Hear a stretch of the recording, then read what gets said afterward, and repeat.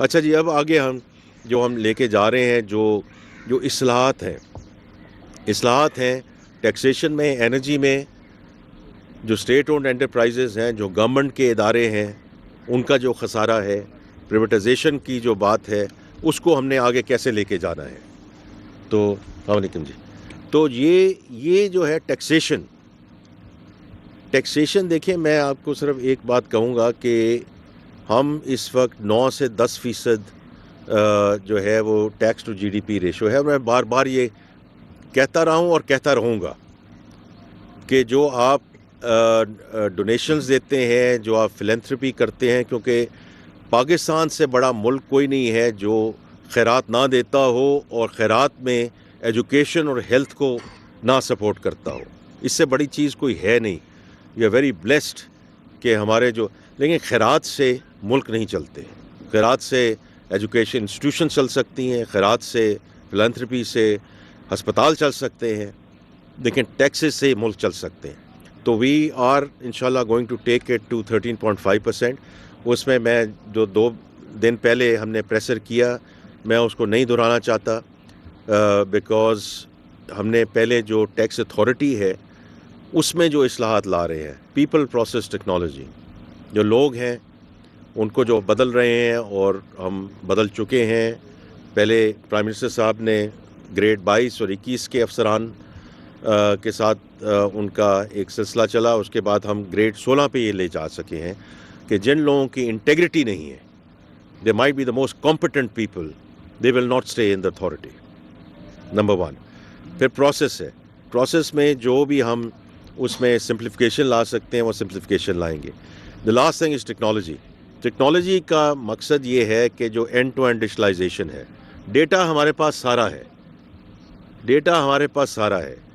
میرا data F B are کے پاس موجود ہے، میرا ڈیٹا نادرا کے پاس موجود ہے، کیونکہ میرا CNIC ہے نا، تو ان کو پتہ ہے میری گاڑیاں کتنی ہیں، میرے گھر کتنے ہیں، میں یوٹیلٹی بلز کتنے پیش کرتا ہوں، میں فورن ٹرپس کتنے کرتا ہوں. یہ میرا لائف سٹائل کا ڈیٹا سارا نادرا کے پاس ہے.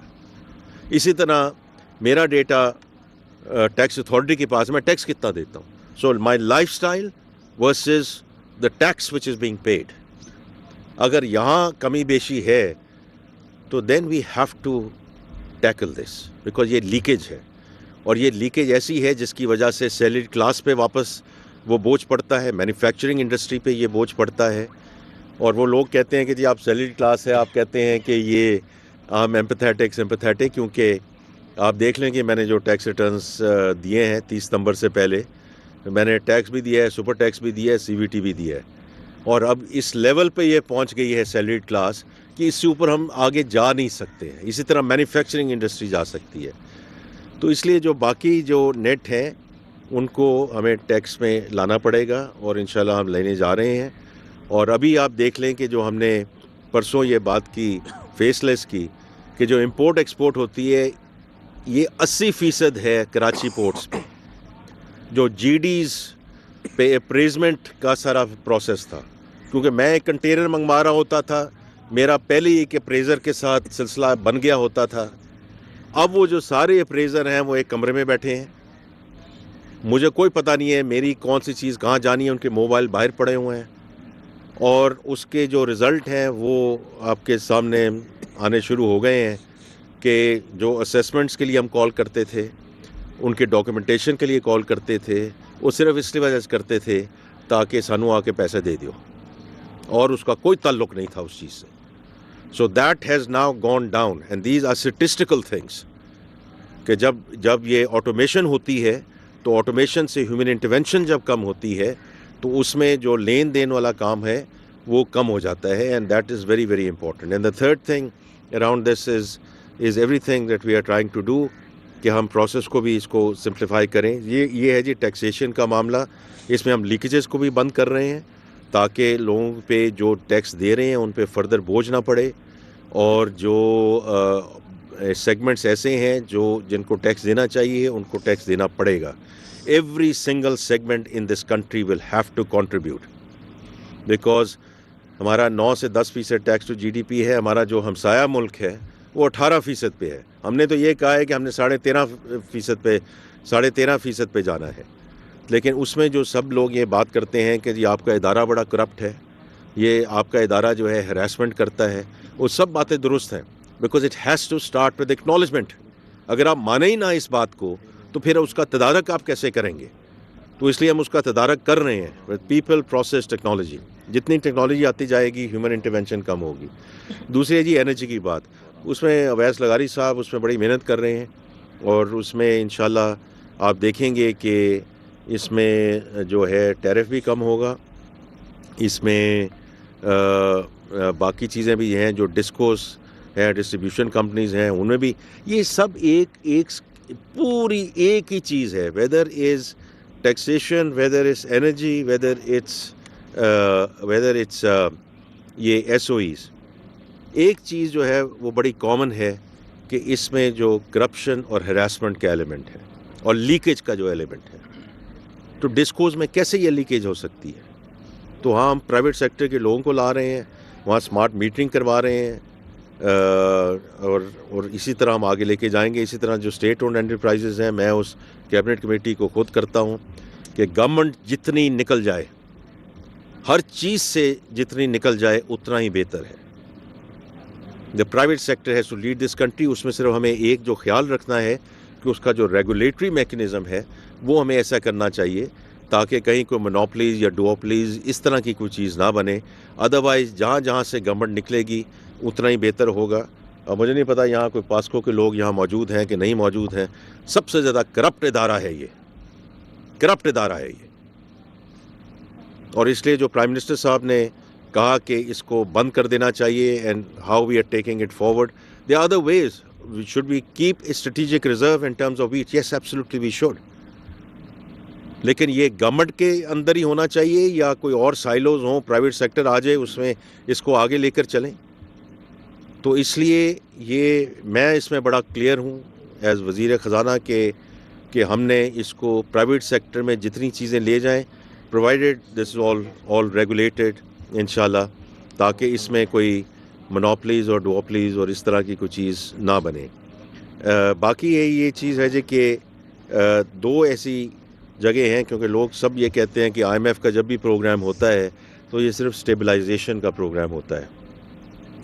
جنرلی دیٹس ٹرو, لیکن دو چیزیں ایسی ہیں جو ہمارے اپنے ہاتھ میں ہیں, زراعت ہے اور آئی ٹی ہے, اور دونوں میں اس وقت جو ہے دقتیں ہیں. تو اس لیے ہمیں ماننا پڑے گا کہ دقت ہے, لیکن یہ دونوں ایسے شعبے ہیں کہ most of it is in our hands, کہ اگر ییلڈ نہیں ہو رہی ہے تو کیوں نہیں ہو رہی ہے. اور میں اب چونکہ 9 مہینے سے رہا ہوں یہاں, پاکستان کاٹن ریسرچ انسٹیٹیوٹ, فلانا انسٹیٹیوٹ, فلانا انسٹیٹیوٹ, فلانا انسٹیٹیوٹ, ایسے 20 سال تو کی کر رہے ہیں ایسے تھے. یہ ساری ریسرچ جو ہے, اتنی ریسرچ ہو رہی سی تو اسی کتنے ایسی چلے گئے ہیں. Where are we in terms of that research? Why haven't that delivered results? کیونکہ اس میں جو نیت کا جو بھی عمل دخل تھا, میں اگر دیکھتا ہوں ریسرچ انسٹیٹیوٹ کو 80-90% سیلریز پہ جا رہا ہے. تو اگر 80-90% جا رہا ہے تو یہ تو 20% سیلریز پہ جانا چاہیے, 80% ریسرچ پہ جانا چاہیے. پبلک پرائیویٹ پارٹنرشپ کی طرف جائیں, اور طرح کے جائیں, فلانی یونیورسٹی, فلانی یونیورسٹی, فلانی university. So as far as I am concern, میں بڑا کلیئر ہوں کہ ان سب اداروں کو بند ہونا چاہیے. پرائیویٹ سیکٹر کو, آپ جیسے جو لوگ ہیں آپ آگے آئیں, کیونکہ آپ سے ہم سیس بھی لیتے ہیں, آپ سے ہم اور بھی چیزیں مانگتے ہیں, and there is nothing to show. اس طرح ہائر ایجوکیشن کمیشن ہے, higher education commission 270 universities, 60 billion کا اس میں کرنٹ ایکسپینڈیچر ہے, 60 کا development expenditure. What do we have to show? یہ کہاں ہیں یہ لوگ جو ہم پروڈیوس کر رہے ہیں, یہ بچے اور بچیاں, ان کا کیا کیلیبر ہے جس کے بیسس پہ ہم نے آگے اس ملک کو لے کے جانا ہے؟ تو اس لیے یہ وہ ساری چیزیں ہیں کہ ٹیکسیشن اور انرجی, پھر یہ state owned enterprises and the privatisation. Privatisation کا مطلب یہ نہیں کہ ہم بالکل پرائیویٹ سیکٹر, ہمیں ایک ریگولیٹڈ انوائرمنٹ پہ اس کو آگے لے کے جانا چاہیے, اور انشاءاللہ ہم اس کو آگے لے کے بھی جا رہے ہیں.